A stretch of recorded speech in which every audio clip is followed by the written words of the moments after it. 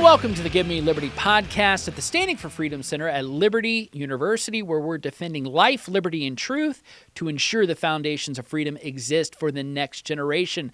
I'm joined by Jennifer Sey. She is the founder and CEO of XX and XY Athletics. She's an author, and she is a staunch advocate for protecting women's sports. Jennifer, welcome. Great to see you. Thanks for having me. I'm happy to be here. Well, I so appreciate your work. I think one of the things that we're seeing, something we've been covering here at the Freedom Center, and most people are well aware, is just this gender ideology movement. It's quite pervasive. Your experience is quite unique. You were an executive at Levi Strauss, is that right? Yes. And you learned just from your own personal experience just how dogmatic this really is. And so I wanted to talk about your personal journey. What was the final straw for you and how you left Levi? Well, if I could go back even slightly farther, and I'll do it very quickly. I was an elite gymnast as a child. So I spent, close to 20 years training as an elite gymnast. I spent 7 years on the national team. And I was the first actually athlete in gymnastics to speak out about the abuse in the Olympic movement and gymnastics in particular, the emotional, physical, and sexual abuse, which now the world knows about because of Larry Nassar. But at the time when I first spoke out in 2008, you were not supposed to talk about these things. You were supposed to let well-respected male coaches just be well-respected. And you know what? To heck with the athletes. If she doesn't want to deal with it, there's more where she came from. I mean, the abuse and the mistreatment of athletes is longstanding, which is another reason why this issue is very important to me, because I was a beneficiary of Title IX. I've been a longstanding defender of female athletes, their safety, protection, their ability to succeed. And so, this issue around gender ideology obviously has come to the fore within sports in particular. I am a longtime fashion executive. I spent 23 years at Levi's. I was very outspoken during COVID about the need to open schools. I was seeing harms being done to children. I was outspoken from the very beginning. I eventually moved. I left my home of San Francisco so that my children could actually attend school. So we moved to Denver. Yeah. I felt basically chased out of the city that I had loved and lived in for over 30 years.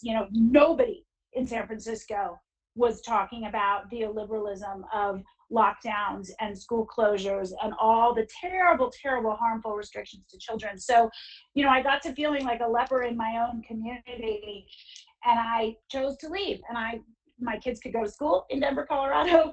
I find, despite the fact that it is a deep blue city now, I find there is really an acceptance for differing opinions.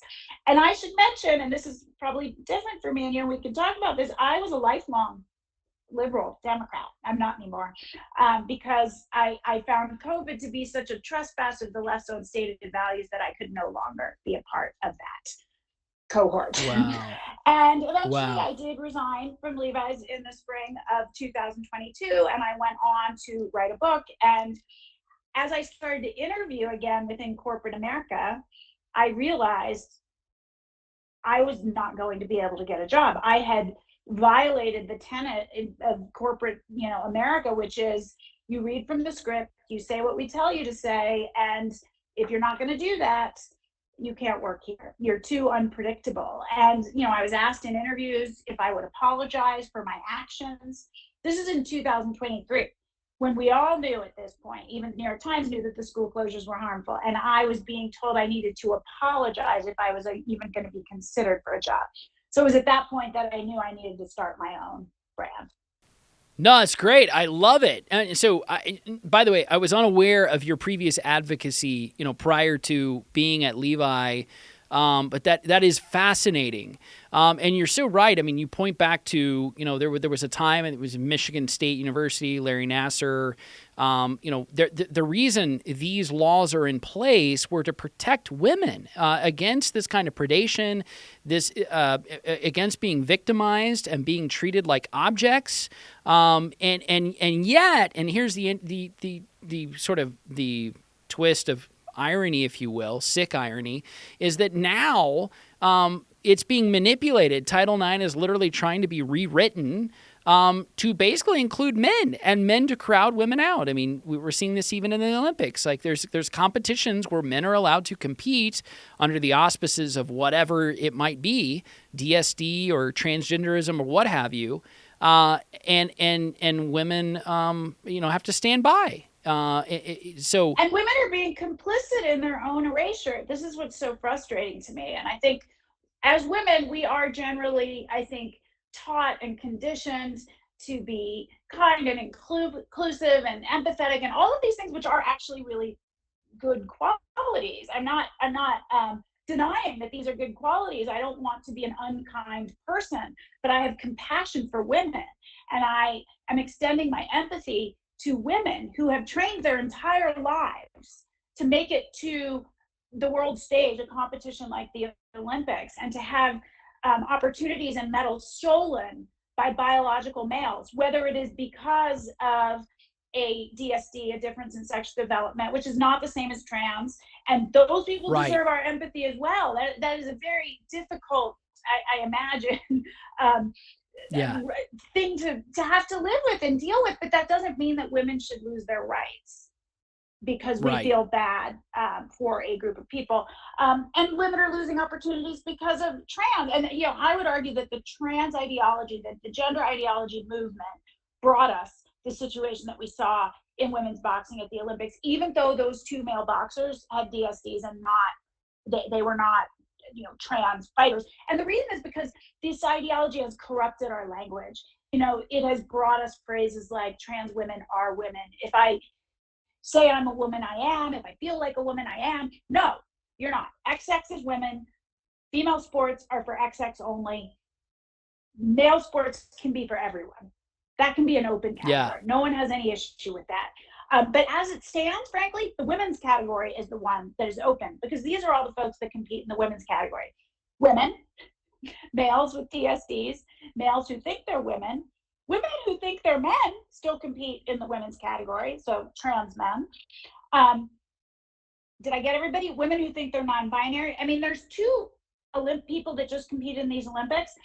There's a woman who says she's a man, a trans man, who competed in boxing as a woman. So she's a man, so she says, the vibes are I'm a man, but she competes in women's because she can't compete in men's. She won't make it.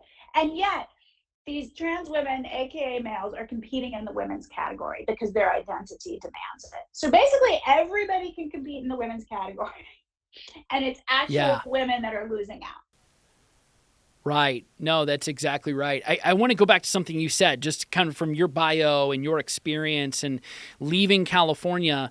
You're a mom. You have kids, and you experience the illiberality of liberals, and you saw the lockdown policies, you saw the quarantine policies, and in many ways, I mean, let's be honest, it wasn't about being an inconvenience. If we were all convinced that this virus is as near as scary as everybody was reporting it to be, that would be one thing.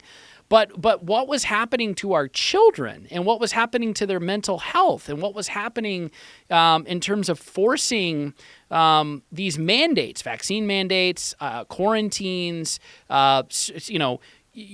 I'm sure they could sell Levi's during, the Levi's might have been open for all we know, but there were certain places that were closed. You couldn't do certain things, but other things were completely fine. You could go get weed. The weed stores were open, the dispensaries, right?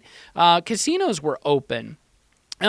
So was this like a red pill moment, if you will, for you? Did you become conservative, or did you just know, hey, I am not a leftist? I'm not a leftist, I would say, because there are certainly some, I mean, you could call it a red pill moment, but I think that I have stayed true to the values that I always cared about, and the reasons that I was a part of the left to begin with.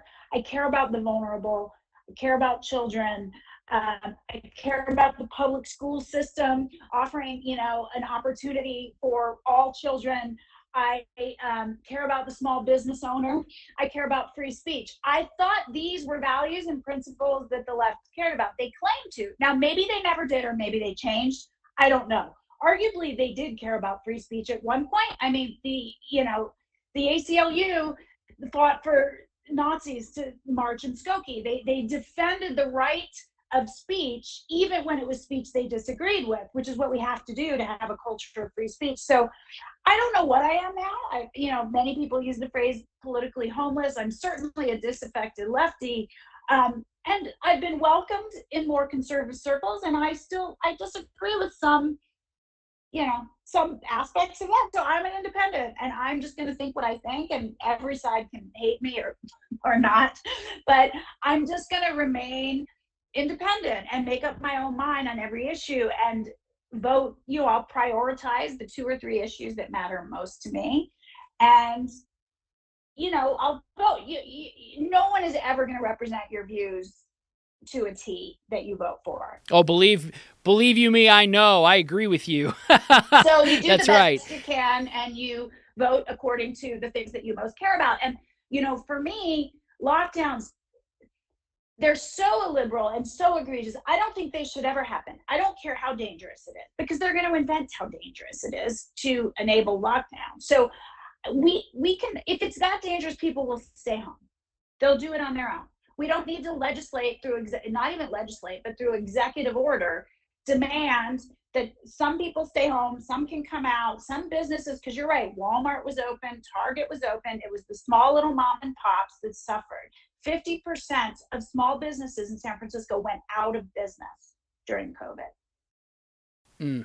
It's horrible. So it is horrible. And by the way, I think everything you just named earlier, I can't remember everything you just said, but I was like, wait, check.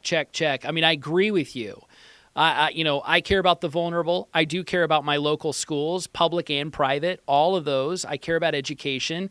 We might have different policy goals and different ways we think best achieves those ends, but I think we can all agree, like, we care about protecting our kids. We care about the protection of women when it comes to sports. And I mean, absolutely, including not only just what's out on the field and what we see, in a boxing ring, but also what's happening in locker rooms. And we care about all of that. How did we get to this point, though, Jennifer, as a society? How did this movement grow? You were in the corporate world. We often hear about ESG, environmental, social governance. Some people know what that is. But is this, what is it? Is it being funded? Is it something where collectively or demographically there are certain corporate headquarters are geographically located in the same area, and these people all go to the same cocktail hours and they have conversations and they generally agree? Or what? How does this happen? Oh, you got a lot of questions in there. I'm less of a kind of conspiracy theorist. I think there's a sort of mass formation psychosis that has taken hold, and everybody kind of starts seamlessly moving in one direction. I think that, if I could speak to the kind of woke corporatism, that aspect of everybody moving in this direction, because I've spent, over 30 years of my life in corporate America, not just at Levi's, at other organizations as well, spent time on boards, all of that. And I think that's what's really sort of alarming. Well, all of it is, but this capture of corporate America and the press, the media, which I find to be actually the most alarming. I mean, if I were to hold one entity to account during COVID, it would be the media, because they failed to do their job as the fourth estate. They did not question, they did not interrogate the issues. They just took government issued talking points and big pharma issued talking points from Pfizer and printed them as if they were news. So the press has failed to do its job. But I think right now there's this alignment in lockstep of corporate America, the media, the mainstream media, and the Democratic Party, which, by the way, that's the definition of fascism as we know. And I don't know how that happened. I think within corporate America, I certainly saw it happening over the course of the 2010s and into the 2020s, and it really blew up in the summer of 2020 with the protests, the BLM protests. At that point, every corporation, and most of these companies, they're centered on the coasts. You've got New York, you've got San Francisco, you've got Los Angeles, and you know what? It used to be we assumed that people in corporate America, leaders, were Republicans. We kind of assumed that, and they cared about making money, and that's not true anymore. They're either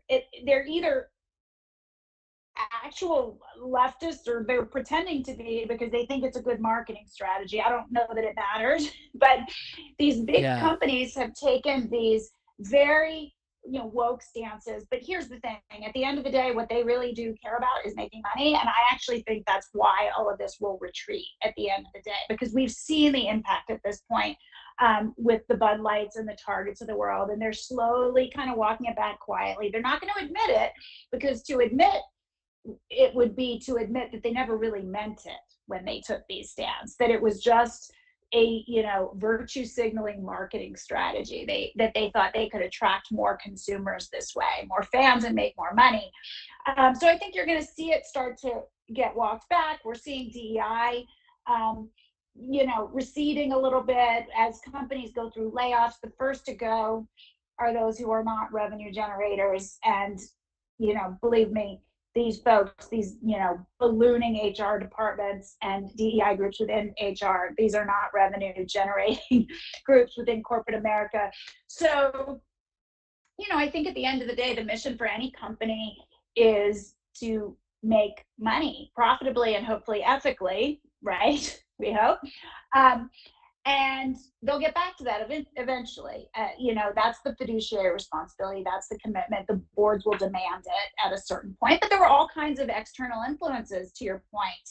And some nonprofits within this world have really exerted undue influence on organizations. HRC, for instance, they have this rating list, and they rate companies every year on their LGBTQ positivity and initiatives, and companies chase a high rating. And they've sort of infiltrated themselves and made this list really matter. That doesn't have anything to do with running a profitable business. Right. Chasing the score for the HRC. And again, I think as companies start to struggle, business has been tough. They're going to get back to the basics and what really matters, which is disciplined financial management, delivering amazing product, and delivering it with uplifting marketing. I mean, the other thing, one last point I'll make, within corporate America, the more time spent on all this other stuff, the less time you're spending on what matters. And all this other stuff is a real conversation killer, right? Like, people are terrified to talk and brainstorm and say what they think because they're afraid they're going to get canceled. So it's really bad for American business, for innovation. And I think ultimately corporate leaders will realize that, because what they really care about is delivering profits. Yeah, no, I absolutely wholeheartedly agree. And at some point, it does have to snap back. Common sense dictates that the majority, the mass of humanity is going to live on either coast. They're marketing products to these people. These are the clients, right? And so what might pass for normal along the California coast, or what passes for normal in New York State, or, the Eastern Seaboard, is going to be a lot different than Middle America. It's going to be different than what you see in Birmingham or in Iowa, or, any number of places. I'm originally from Texas, but not any small place, Dallas-Fort Worth. It's a huge area. But I agree with you. I don't think that there are those who conspire, those individuals who might be motivated ideologically. But there's this old clip, Jennifer, of George Carlin going back to like 20 years ago. He was kind of a comedian of sorts and cultural commentator. And he kind of talks about he was kind of, in context, he was talking about Republicans, and he was talking about Wall Street, and he was talking about the war on terror, Afghanistan, Iraq, all of that stuff. And in the aftermath, there's a lot of things you can say in the postmortem of what happened, right? And policy decisions back then that were detrimental, to this country. But one of the things he said is, look, you don't need a formalized conspiracy. You just have like people who have common ideas. They go to the same schools. They have the same values. They believe largely the same things. And then they kind of move in this direction naturally, because that's their instincts. That's right. And that's what they think. And they've not been taught anything else, right? Yeah, it's not some guy like twirling his mustache telling all these folks what to do. It's just they all believe the same things. They don't know anyone that doesn't believe what they believe. And they, at this point, have all of the power and influence. They are CEOs, they are heads of media organizations, they are heads of universities, they are heads of the Democratic Party, and they all just start to move in the same direction. And they think all those people that you're talking about in the middle are just, they've managed to convince themselves they don't know any of these people, are just so beyond the pale. We can't even consider what they might think or say. They're deplorables, they're Trumpers, they're terrible people. Doesn't matter if they disagree with us. We know what's right. I mean, it's so arrogant, and we just have to keep moving. But here's the thing, at a certain point, I mean, I don't know if you tuned in at all last night to listen to Elon interview Trump. It was hard to get on. My understanding as of this morning is that 1 billion people have listened to at least parts of it. I mean, at a certain point, these coastal elites, they can't claim these 1 billion people. Like, it's too big. It's too many people to ignore. And there's influential people that are defecting, that are seeing what I saw during COVID, and the encroachment on our speech is incredibly alarming. I mean, Elon bought a whole company to try to fight back. And I think, to bring it back to gender ideology, I think this one for a lot of people is an eye-opener, because it denies the most fundamental truth we've always known to be true, that sex is binary, that men and women are different. Yes, women have had to fight for equal rights. Those are being kind of erased right now because men are women and can take the rights from women. But I think for a lot of people, that's the real eye-opener, because it's like, no, I'm not going to say that there's no difference, and that if you say you're a woman, you're a woman. That's not true. It's just such a line in the sand, I think, for a lot of people. And then watching the Olympics, where you have these two males beating women up and taking their gold medals, I mean, it's just a bridge too far. So I think people are tired of it. Since 1971, Liberty University has had one mission: training champions for Christ. We've been at this for a while, and in the shadow of the Blue Ridge Mountains, we have grown to be a global force. Today, Liberty runs over 100,000 students around the globe, studying across 15 colleges and schools. And, among them, over 30,000 military students. Across 700 programs of study, we train as one: nurses, artists, business leaders of the future and today. Together, we work to give back through service trips, local community work, and over 500,000 volunteer hours per year. And we play just as hard as we study, with 20 NCAA athletic programs and 40 club sports teams. So, who are we? We are Liberty University, and we train champions for Christ. You know, it's interesting, you can make comparisons if you go back in history during the height of the Soviet Union, the Soviet Empire, right? The empire of evil, as Reagan called it.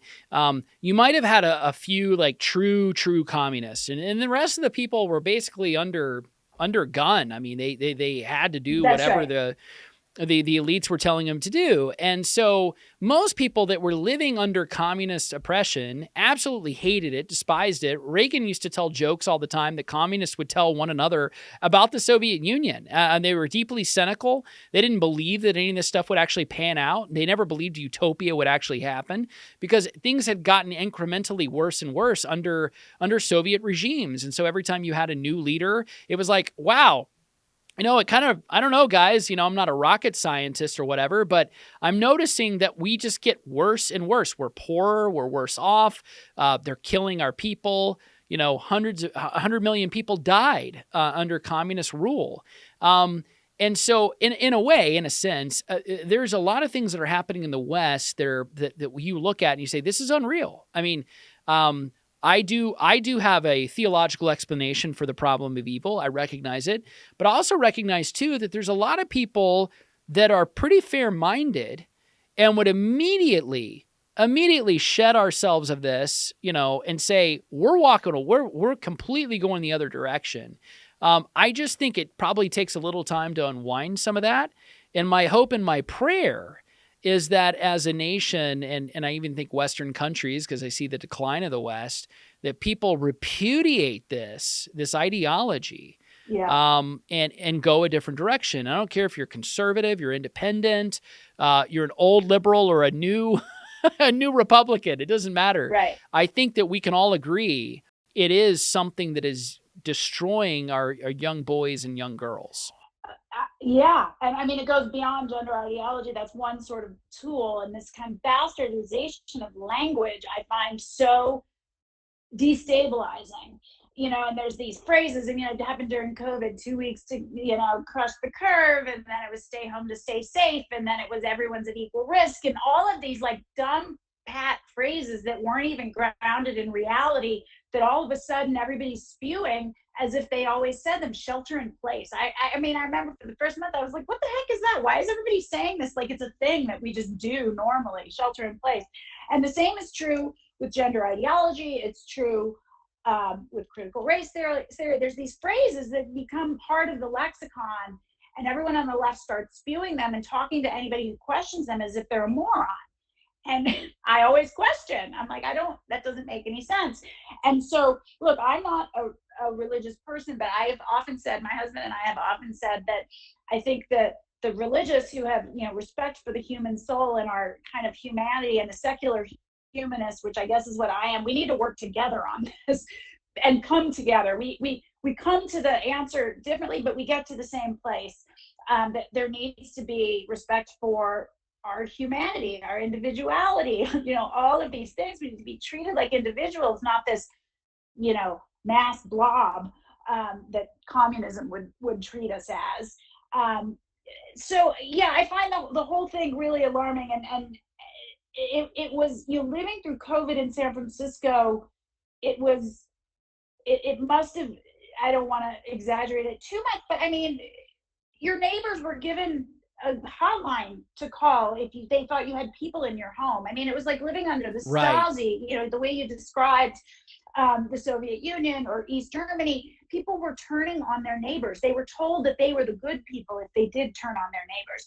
We would go to playgrounds, they were yellow taped off, they were closed for 10 months. We would jump the fence, and people would call the police on us. Me and my 3-year-old daughter and my 5-year-old son, they would call the police because we were playing at an empty playground. Meanwhile, 1 block away, there's people shooting up on the street, and they're free to do that. I mean, it's just such an inversion of all that should be in the world. And I don't know what to do other than kind of push back on all of it, call out the lies, bring people over, have the difficult conversations. I think you're right. Most people agree with us on this issue around sex and gender ideology, but it doesn't feel like that when you're out there talking about it. Most people are quiet because it's scary. You do get a lot of blowback.